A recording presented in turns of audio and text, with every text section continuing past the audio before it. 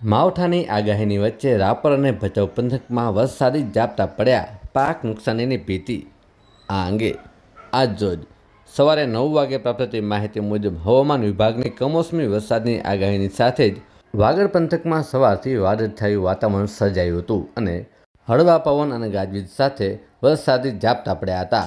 રાપર શહેર સહિત તાલુકાના ગ્રામ્ય વિસ્તારો ઉપરાંત ભચાઉ શહેર ઉપરાંત ગ્રામ્ય વિસ્તારોમાં સવારથી વરસાદી ઝાપટા પડ્યા હતા. વેસ્ટર્ન ડિસ્ટર્બન્સના કારણે કમોસમી વરસાદ વરસ્યો હતો. શહેર અને ગ્રામ્ય વિસ્તારોમાં શેરીઓમાં પાણી વહી નીકળ્યા હતા અને વાતાવરણમાં ઠંડક પ્રસરી હતી. કમોસમી વરસાદને કારણે પાકને નુકસાનીની ભીતિ સેવાઈ રહી છે.